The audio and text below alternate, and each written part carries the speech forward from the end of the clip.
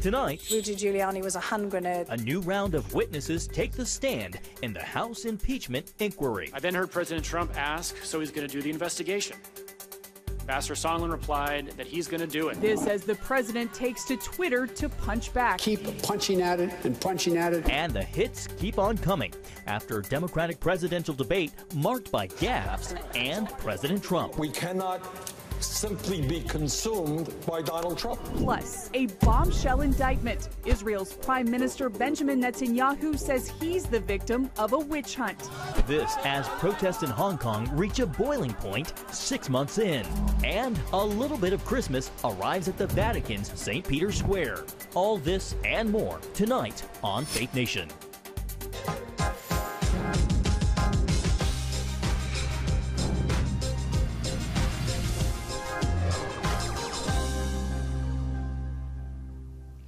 A former White House official describes dueling political priorities. Welcome to Faith Nation. I'm Jennifer Wishon. And I'm John Jessup. A domestic political errand versus national security policy. That's how one witness in today's impeachment hearings characterized competing White House goals. The two witnesses taking the public stand also delivered more details over that infamous Ukraine phone call. Today's closing witnesses mark the 5th day of live televised testimony stretching over 2 weeks. This after more than a dozen closed-door depositions and hundreds of pages of previously released testimony in the Democratic-led investigation. Our CBN News Capitol Hill correspondent Abigail Robertson is covering today's public hearings in Congress. Abigail. That's right, Jennifer. 2 weeks of public hearings wrapped today and what's likely the final days of public testimony in the Intelligence Committee.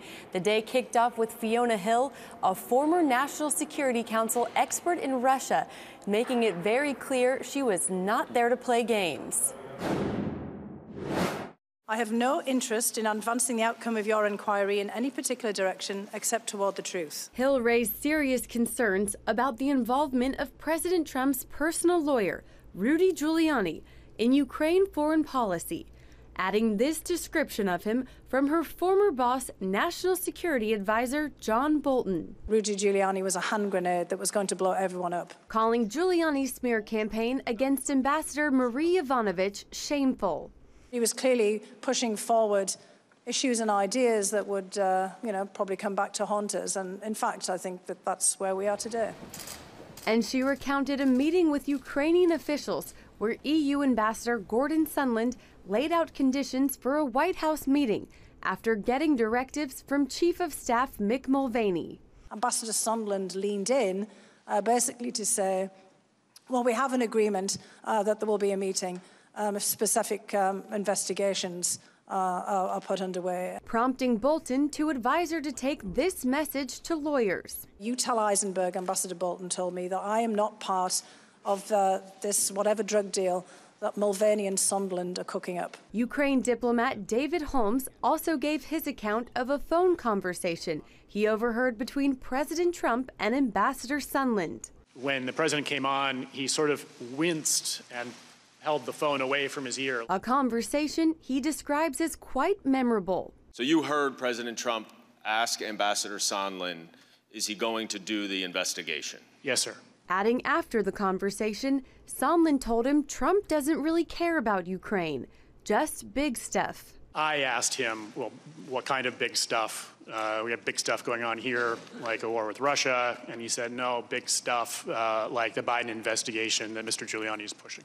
President Trump cast doubt on Holmes' testimony, tweeting, "Never have I been watching a person making a call and been able to hear or understand a conversation."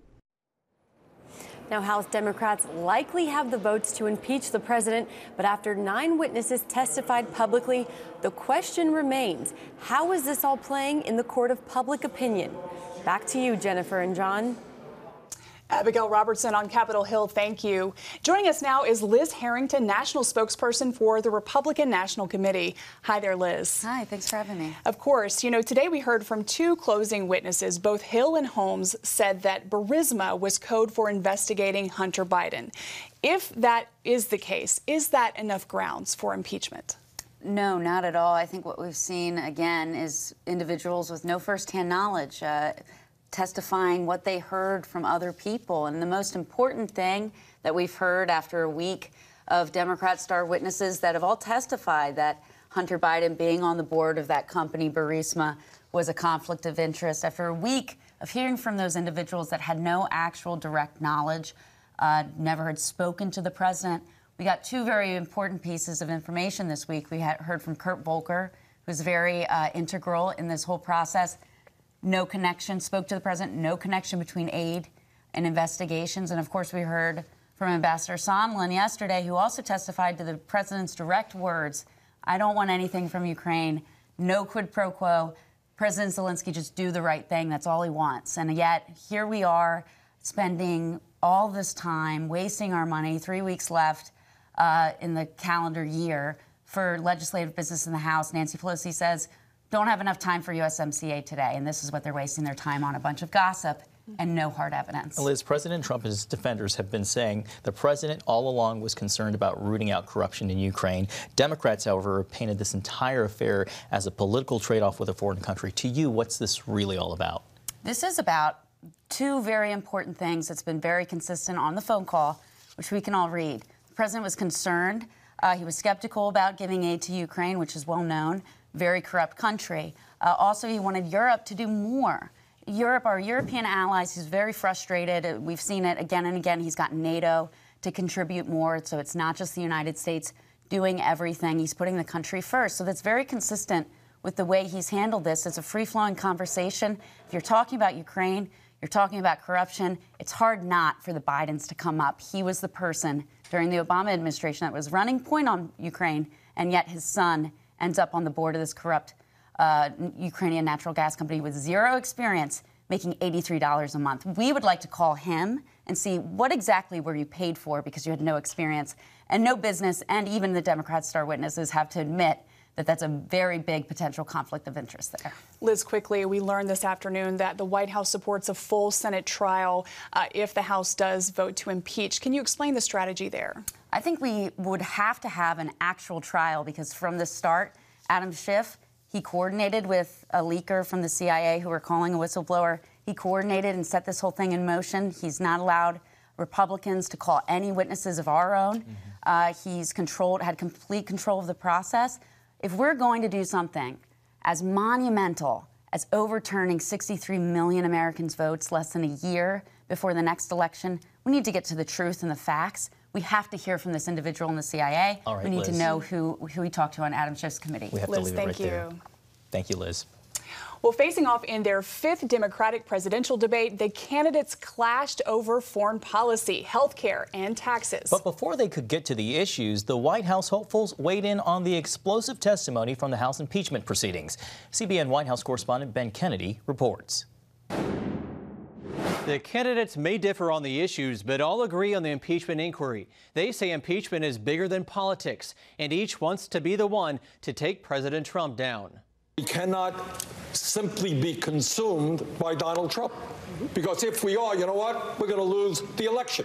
Among a crowded stage of 10 Democratic presidential candidates, it was President Trump that united them. Donald Trump doesn't want me to be the nominee.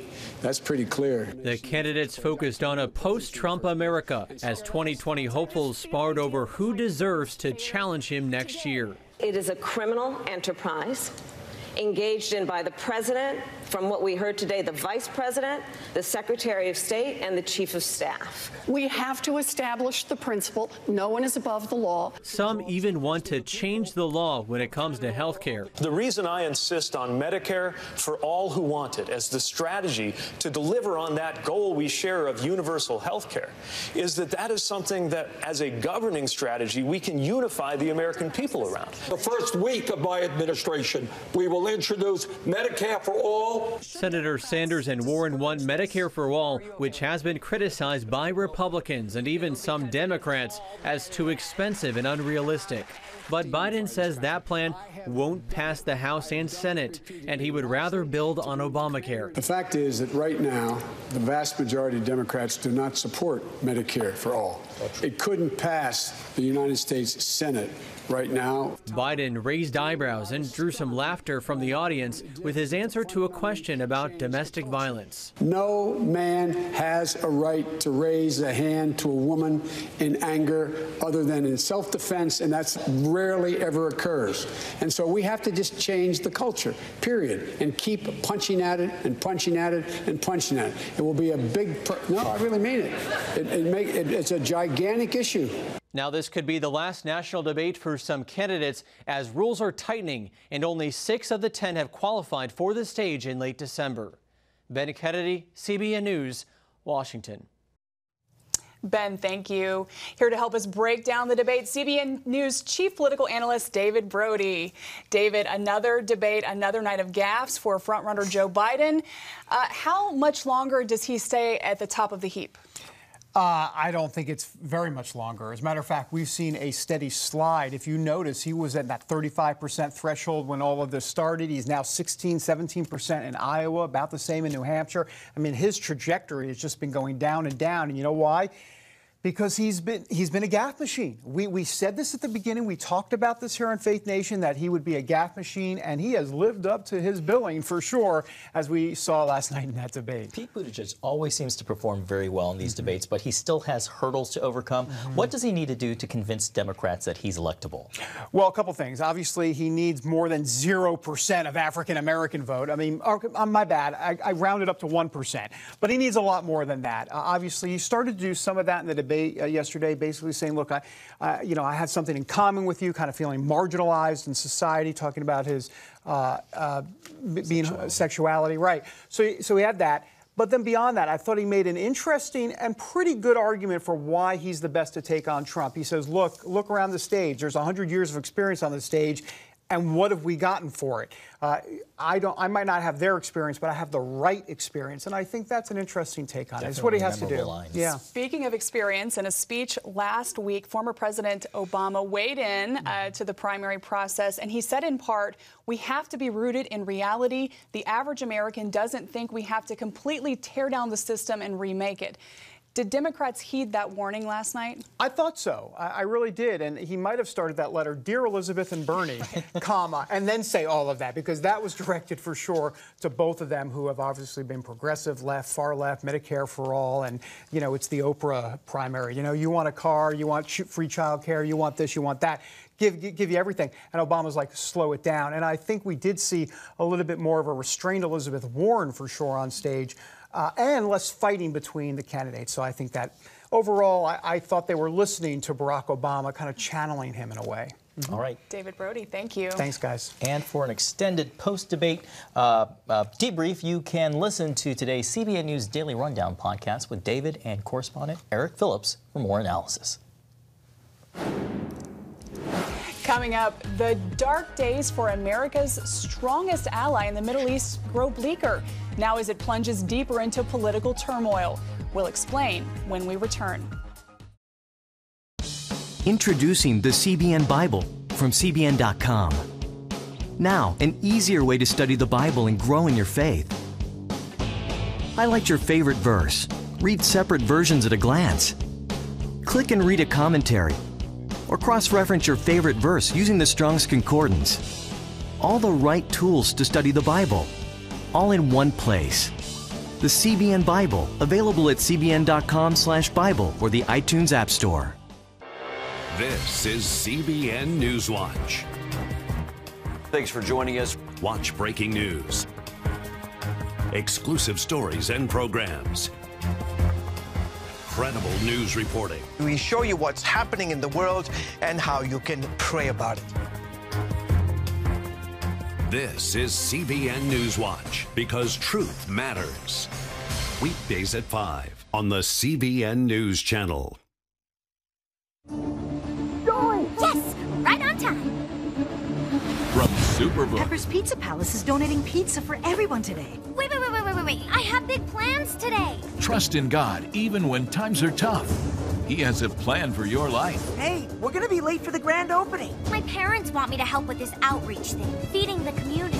What am I supposed to do here? Superbook! Join the Superbook Club and get Superbook The Birth of Moses, plus 2 copies to share with others, all for your gift of only $25. Pharaoh ordered all newborn Hebrew boys thrown into the Nile River, and I have a 3-month-old brother.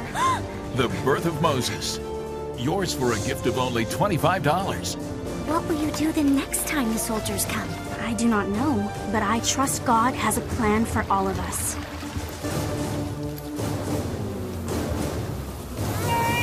Superbook Club members free streaming for seasons 1, 2, and 3 is now available.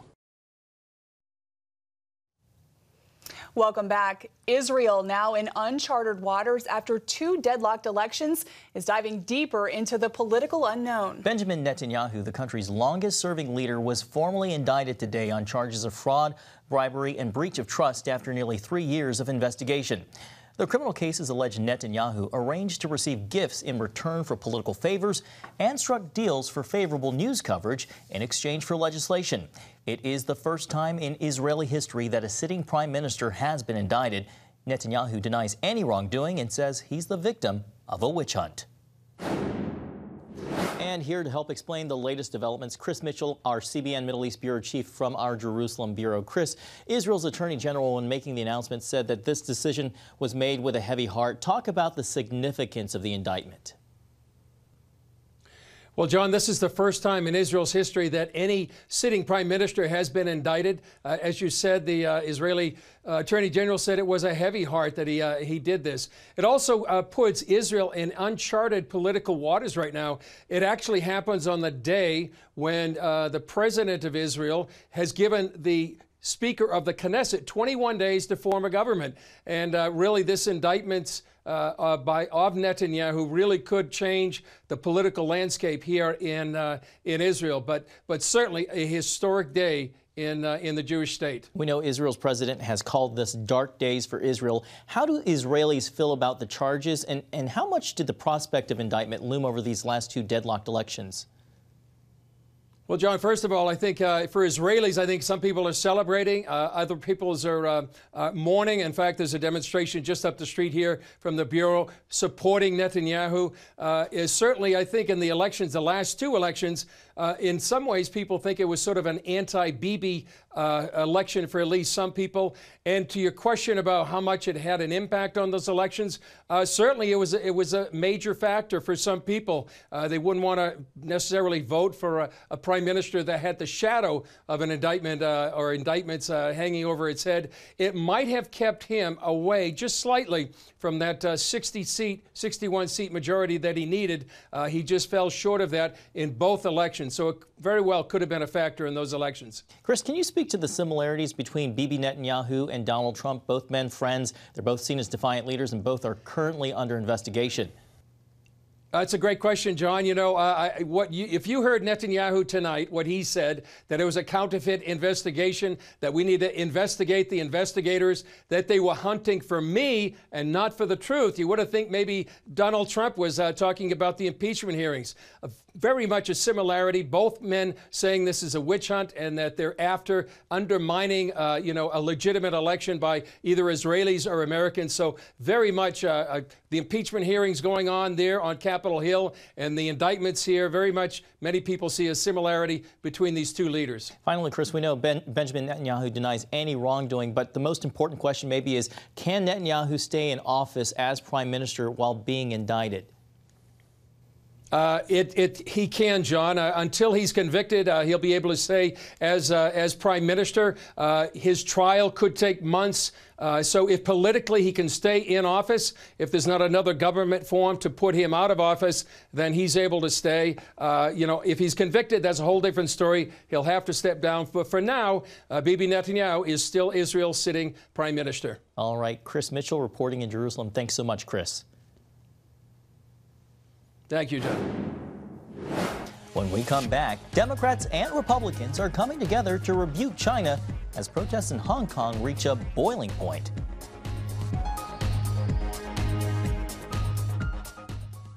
When I came to Regent University, it's like the world opened up. I felt like I needed to advance my career and go back to school. Regent was a perfect fit for me. The Regent professors are world class. You are equipped. The focus of the faculty is on each individual student, whether it's online or in person. You become a part of Regent's family. You carry with you not just the content and the knowledge, but the confidence to understand that we can be significant in the world. Regent University. Follow your path.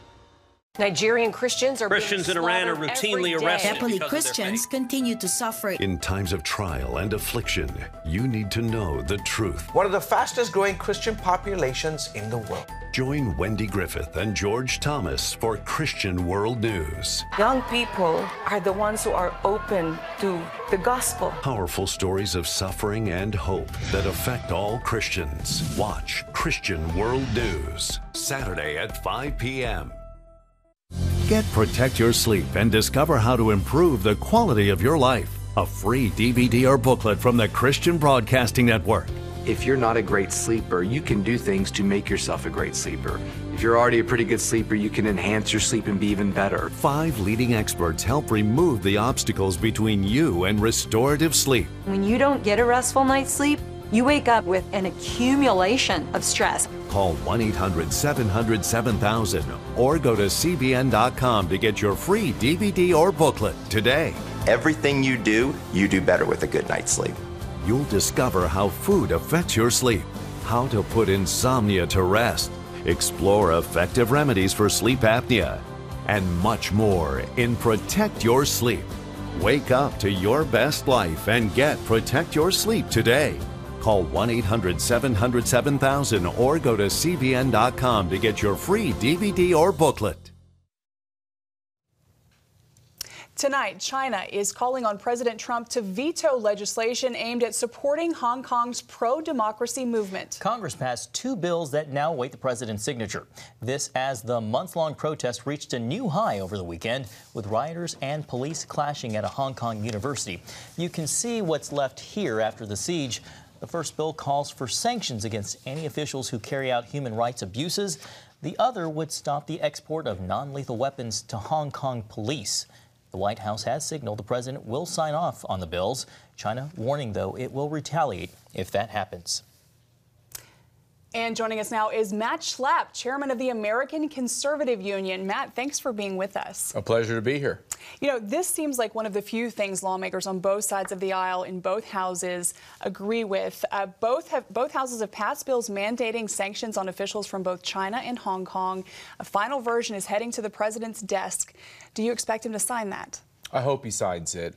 We did a CPAC event on the streets of Hong Kong. I participated in some of these protests with the student leaders. We were really the first Westerners that were invited in to meet with these folks in Hong Kong. And it's life-changing when you see young people taking the lead to try to preserve freedom. Remember, in Hong Kong, they have 28 years before their freedom is done. And Beijing wants to shave those years off. And so the young people are saying, I'll have no life under a communist regime. And I think it's making people here wake up to the evils of communism and the Beijing regime. Matt, meanwhile, there is an ongoing trade war. How does this legislation potentially factor into all of this? Well, of course, the regime in Beijing will be upset if the president stands up for an agreement that the Chinese government signed, right, to give democratic rights to the people of Hong Kong. And China wants to renege on that, just like they want to renege on every deal they've ever made on trade, every deal they've ever made with our country on every other topic. And the president's got a pretty good record of being tough with China, and my guess is he'll hold the line. Matt, the ACU just hosted the 3rd annual Japanese CPAC. One of the speakers was supposed to be a leader in the Hong Kong protest. Yeah, Andy Chan. What happened there? Andy left Hong Kong to board his plane to go to Tokyo and was arrested by the police in Hong Kong. Wow. He's been beaten. These young people have really been bullied, and now we're seeing the increasing loss of life, people who have gone missing. It's a real shame. But Andy Chan's a hero. He's a young man. He's standing up for Hong Kong independence. And it's been really such a privilege to be able to try to help them and work with them. You know, what we're facing in America is an America that is increasingly embracing socialism. And what ACU and CPAC is trying to do is remind those Americans who are somewhat confused about what communism results in. It results in people not having freedom in their lives. It results in poverty, and it results in malnutrition and death, and often a lot of violence. And that's what we're seeing in these countries that have at one time embraced communism and are today. Matt, real quickly here, how much longer do you think these protests can sustain, this movement that we're seeing build up in Hong Kong? Tell me about the human spirit. How do you quench it? How do you make it stop? You can kill people, but can you stop the human spirit? I'm betting on the fact that you can't stop it. That the people of Hong Kong have moved from saying, I don't want to be communist, I want to have freedoms. Now they're saying they want to be Hong Kongers and not Chinese. And I think that the spirit of freedom around this globe is strong. And we're trying to tie into it. And I'm complimented that they want to work with Americans like myself to try to partner to make these things happen. I think the regime in China could crumble, and it could crumble in our lifetimes. Something we should pray for. It's something we should work for. Matt Schlapp with the American Conservative Union. Thank you for Thanks being with us. Thanks for having me. Thanks, Matt. Coming up, the Vatican gets into the Christmas spirit. That's next. Christians around the world are standing with the Israelis. But why? In CBN's free magazine, Friends of Israel, you'll discover why Christians are supporting the Jewish state, how Israel is fulfilling prophecy as a light to the nations, and ways you can pray for the people of Israel. Israel needs the support of friends like you. Call now or go to cbn.com to get your free copy of Friends of Israel. Heavenly Father, we do thank you for the work of your Spirit, Lord God, with this movement of getting the Bible, yes, Lord, into public schools.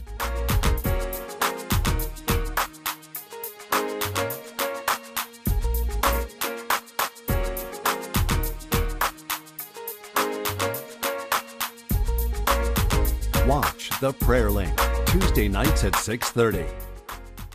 Hey, if you're tired and exhausted all day, you can't think clearly, and you really just need a cup or even a pot of coffee to get through your day, then join me, Dr. Josh Axe, for this new series where I'm going to teach you how to transform your diet and use essential oils and supplements to get a better night's sleep.